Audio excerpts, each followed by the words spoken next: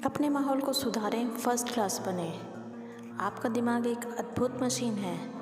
जब आपका दिमाग एक तरीके से काम करता है तो यह आपको असाधारण सफलता के रास्ते पर आगे ले जा सकता है। परंतु वही दिमाग जब दूसरे तरीके से काम करता है तो यह आपको पूरी तरह असफल करा सकता है।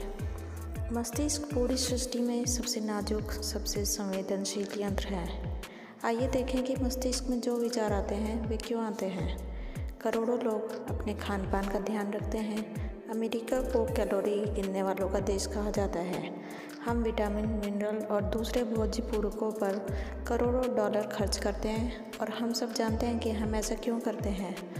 पोषण पर हुए शोध से हमने यह जाना है कि शरीर को हम जो आहार देते हैं उसका शरीर पर अच्छा या बुरा प्रभाव पड़ता है। शारीरिक स्टैमिना, बीमारी से बचाव, शरीर का आकार, यहाँ तक कि हम कितना लंबा जिएंगे, इन सब का संबंध हमारे खान पान से होता है। शरीर वैसा ही बनता है जैसा भोजन शरीर को खिलाया जाता है। इसी तरह दिमाग भी वैसा ही बनता है जैसा भोजन दिमाग को खिलाया जाता है। दिमाग का भोजन पैकेटों या डिब्बों में नहीं आता है और आप इसे किसी स्टोर से नहीं खरीद सकते। आपका माहौल ही आपका दिमागी भोजन है और इसमें वे अनगिनत चीज़ें आ जाती हैं जिनसे आपका चेतन और अवचेतन विचार प्रभावित होता है। हम किस तरह का दिमागी भोजन करते हैं, इससे हमारी आदतें, रवैया और व्यक्तित्व निर्धारित होते हैं। हम में से हर एक को कोई ना कोई खास क्षमता विरासत में मिली है जिसका विकास हम कर सकते हैं, परंतु हम उस क्षमता को कितना और किस तरह विकसित कर पाते हैं यह हमारे दिमागी भोजन पर निर्भर करता है। मस्तिष्क पर माहौल का बहुत प्रभाव पड़ता है, जिस तरह कि शरीर पर भोजन का पड़ता है। आपने कभी सोचा है कि अगर आप अमेरिका की जगह किसी दूसरे देश में पैदा हुए होते तो आप किस तरह के इंसान होते? आपको कौन सा खाना पसंद होता? आप कैसे कपड़े पहनना पसंद करते हैं? आपको कौन से मनोरंजन ज़्यादा अच्छे लगते? आप किस तरह की नौकरी कर रहे होते? आपका धर्म कौन सा होता? आप इन सभी सवालों के जवाब नहीं दे सकते, परंतु एक बात तो तय है कि अगर आप किसी दूसरे देश में बड़े हुए होते तो आप बिल्कुल ही अलग तरह के इंसान होते। क्यों? क्योंकि आप एक अलग माहौल में रह रहे होते हैं और आप उससे निश्चित रूप से प्रभावित हुए होते। जैसा कहा जाता है, कोई भी इंसान अपने आसपास के माहौल का प्रोडक्ट होता है। इसे ध्यान से समझ लें। माहौल हमें आकार देता है, हमें सोचने का तरीका देता है। आप एक भी ऐसी आदत नहीं गिना सकते जो आपने दूसरों से ना सीखी हो।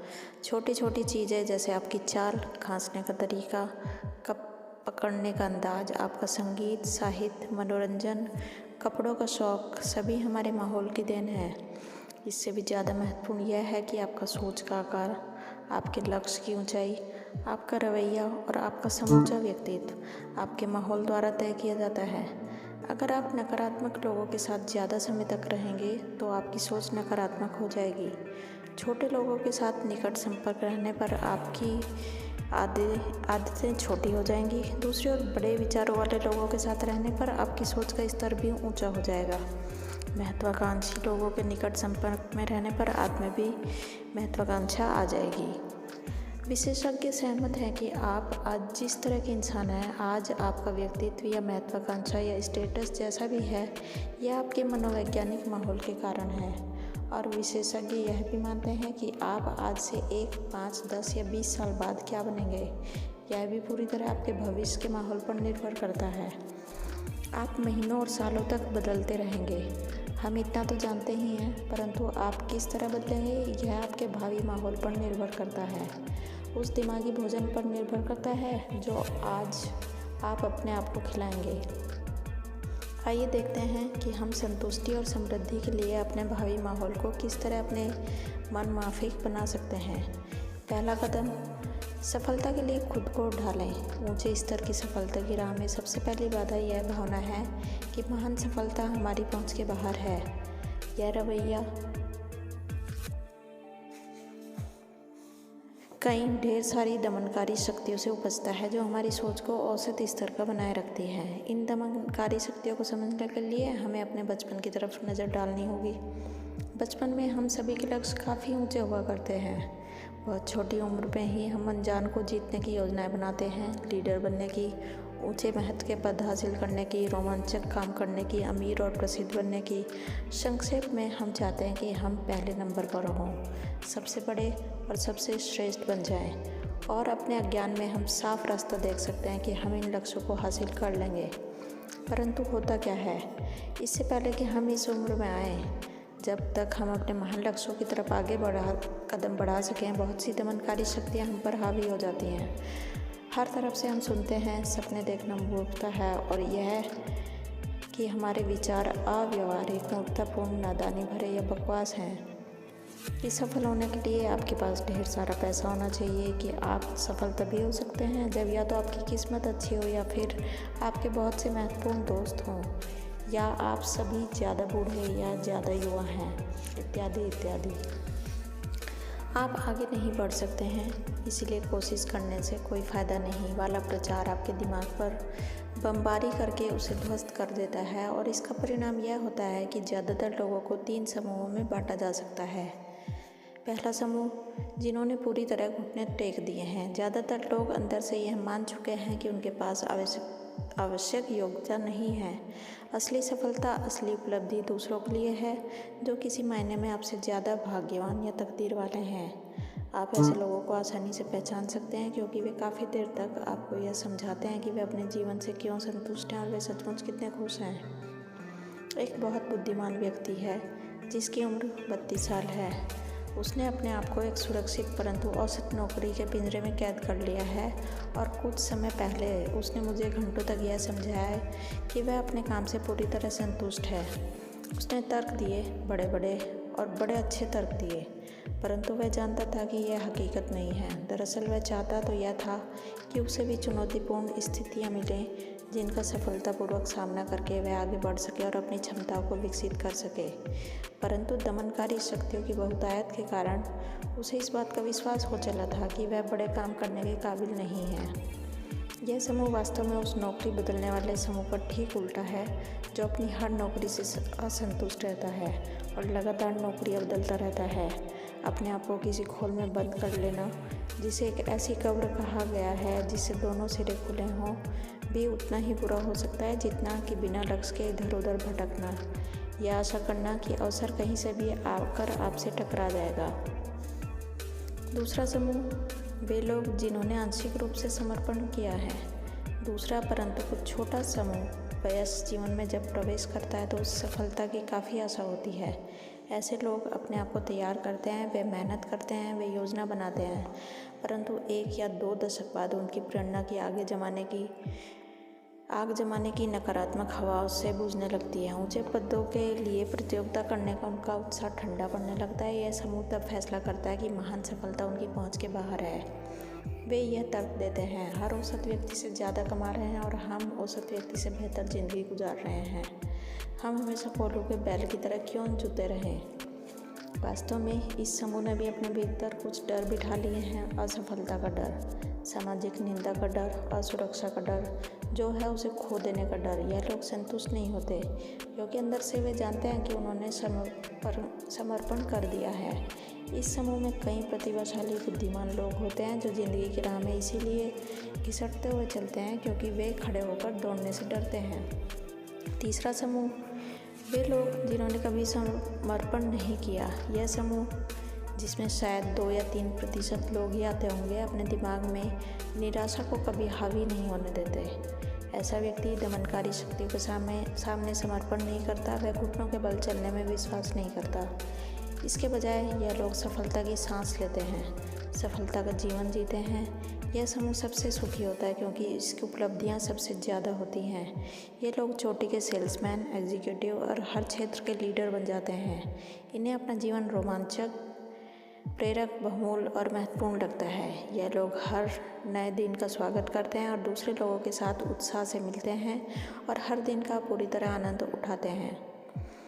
हम ईमानदारी से सोचें, हम सभी तीसरे समूह में होना पसंद करेंगे। ऐसे समूह में जिसे हर साल ज़्यादा बड़ी सफलताएं मिलती जाती हैं। ऐसे समूह में जहां बड़े काम होते हैं और उनके बड़े परिणाम होते हैं। इस समूह में आने और बने रहने के लिए हमें अपने माहौल के दमनकारी प्रभाव से जूझना होगा। अगर आप यह जानना चाहें कि आपको पहले और दूसरे समूह के लोग किस तरह पीछे खींचते हैं, तो आप इस उदाहरण का अध्ययन करें। मान लीजिए आप अपने औसत दोस्तों से पूरी गंभीरता से यह कहें, किसी न किसी दिन मैं इस कंपनी का वाइस प्रेसिडेंट बनकर दिखाऊंगा। यह सुनकर उनकी प्रतिक्रिया क्या होगी? आपके दोस्त शायद यह सोचेंगे कि आप मजाक कर रहे हैं, और अगर उन्हें यकीन हो जाए कि आप गंभीर हैं तो शायद वे यह कहेंगे, नादान आदमी, तुम्हें अभी ज़िंदगी में बहुत कुछ सीखना है।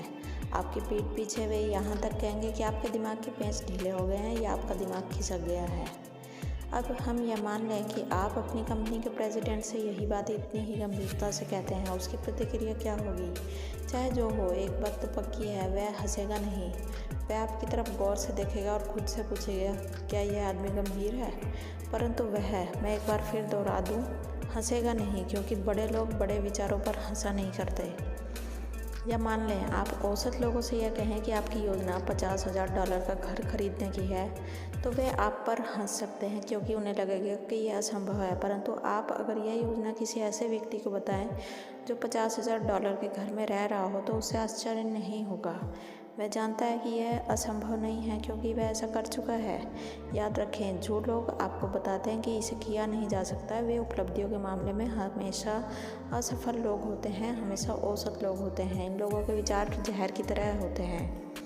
जो लोग आपको यह समझाना और विश्वास दिलाना चाहते हैं कि आप यह नहीं कर सकते, आपको इन लोगों के खिलाफ अपनी सुरक्षा का इंतजाम कर लेना चाहिए।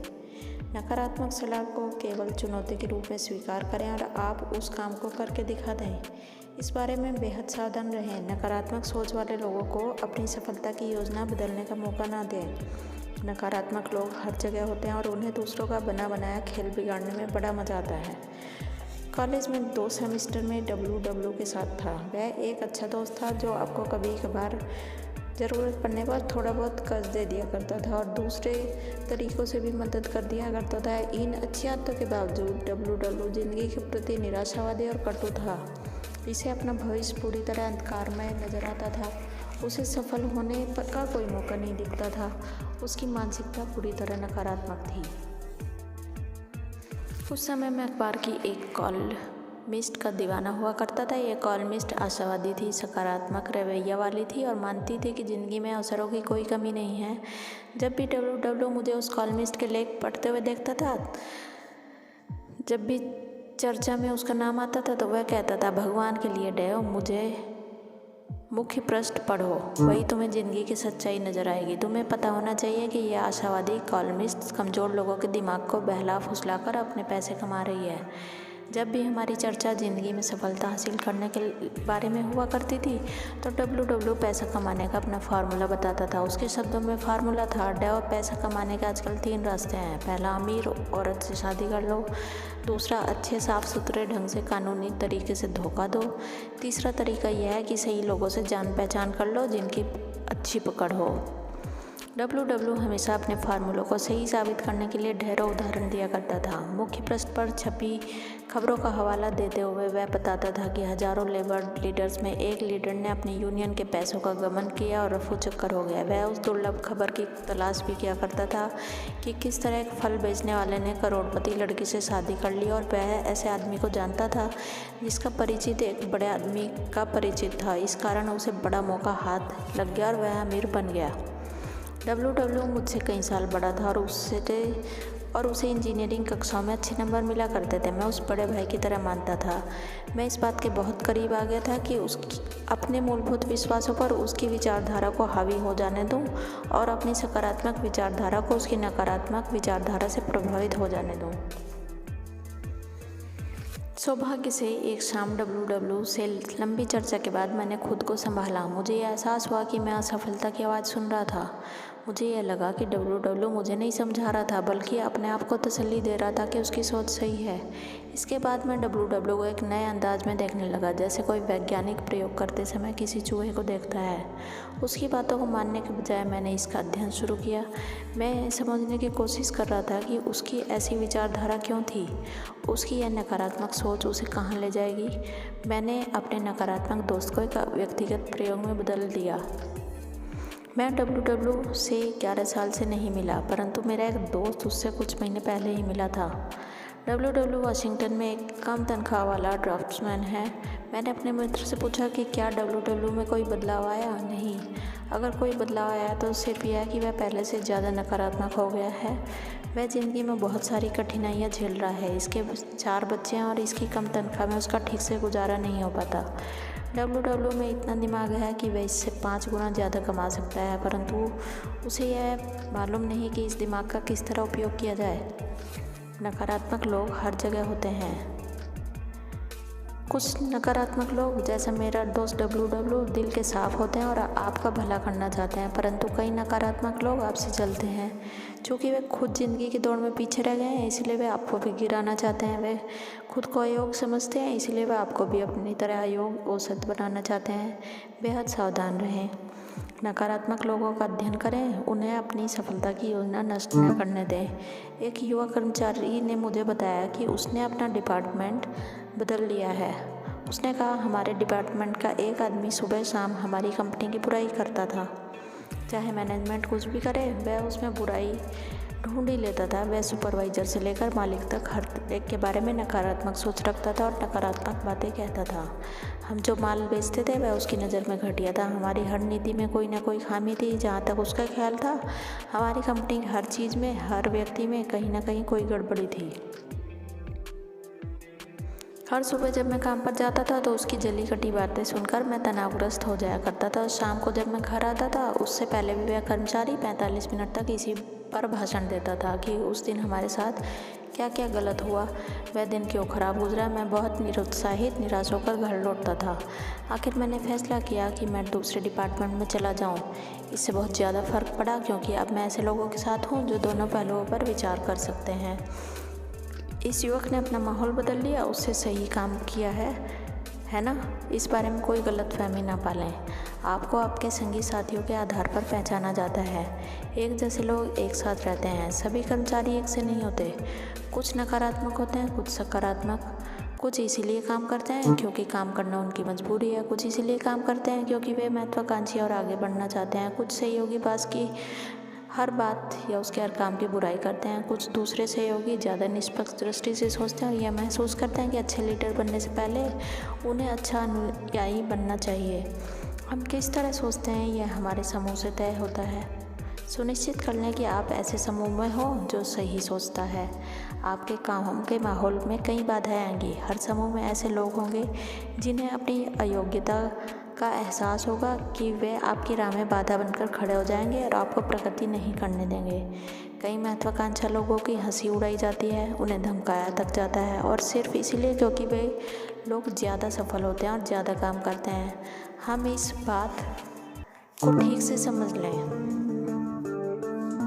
कुछ लोग ईर्ष्या की वजह से आपको नीचा दिखाना चाहते हैं और वे ऐसे इसीलिए करते हैं क्योंकि आप सफलता की सीढ़ी पर ऊपर की तरफ चढ़ना चाहते हैं। ये फैक्ट्रियों में अक्सर होता है जहाँ साथी कर्मचारी ऐसे व्यक्ति से चिढ़ते हैं जो उत्पादन बढ़ाना चाहता है, या मिलिट्री में भी होता है जहाँ नकारात्मक लोगों को समूह उस युवा सिपाही की हंसी उड़ाता है जो उसका अपमान करता है, जो ऑफिसर से स्कूल में जाना चाहता है। यह बिजनेस में भी होता है जब जिंदगी की दौड़ में पीछे रह जाने वाले लोग आपसे आगे निकलने वाले लोगों का रास्ता रोकने की कोशिश करते हैं।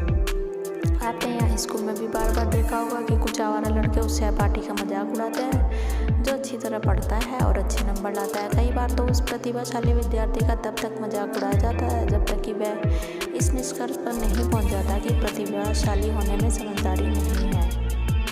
अपने आसपास के ऐसी नकारात्मक सोच वालों को नज़रअंदाज कर दें। अक्सर आपने इस तरह की जो बातें कही जाती हैं उनका उद्देश्य आपको नीचा दिखाना नहीं होता। वे तो केवल बोलने की असफलता और निराशा को उजागर करती हैं। नकारात्मक सोच वाले लोगों को इस बात की छूट न दें कि आपको भी अपने स्तर तक नीचे ले जाए। उनकी बातों को इस तरह से फिसल जाने दें जैसे बत्तख की पीठ से पानी फिसला करता है। इस तरह के लोगों से जुड़ें जो सकारात्मक सोचते हैं, जो प्रगतिशील सोच रखते हैं, उनके साथ ऊपर की तरफ बढ़ें। आप भी ऐसा कर सकते हैं बशर्ते कि आपकी सोच सही हो। परंतु एक सावधानी रखें, ये देखें कि आपको सलाह देने वाला कौन है। ज़्यादातर संगठनों में आपको बहुत से लोग ऐसे मिल जाएंगे जो आपको फोकट की सलाह देंगे। वे रुचि लेकर आपको सफलता के गुड़िया नुस्खे या फार्मूले बताना चाहेंगे। एक बार मैंने इसी तरह के फोकटिया सलाहकार को एक प्रतिभाशाली नए कर्मचारी को सलाह देते हुए सुना। सलाहकार कह रहा था यहाँ काम करने का तरीका यही है कि आप हर काम से बचें। अगर उन्हें पता चल गया कि आप में प्रतिभा है तो वे आप पर काम लाते चले जाएंगे। खासतौर पर मिस्टर जेट डिपार्टमेंट के मैनेजर से जितना बने दूर रहें। अगर उन्हें पता चल गया कि आपके पास कम काम है तो वे आपको गलत काम में डुबो देंगे। यह फोकटिया सलाहकार 30 साल से उस कंपनी में काम कर रहा है और उसे आज तक प्रमोशन नहीं मिला। उस व्यक्ति के लिए यह कितना अच्छा सलाहकार हो सकता है जब ये भी नया काम शुरू कर रहा है और बिजनेस में ऊपर की तरफ प्रगति करना चाहता है। इसीलिए ऐसे फोकटिया सलाहकार से बचें। इस वीडियो में इतना ही। इसे नेक्स्ट सुनने के लिए आप हमारा पार्ट 7B सुने। हमारे सभी सब्सक्राइबर्स और व्यूअर्स का बहुत बहुत धन्यवाद। हमारे साथ लगातार बने रहें इसी तरह के यूज़फुल वीडियोज़ के लिए।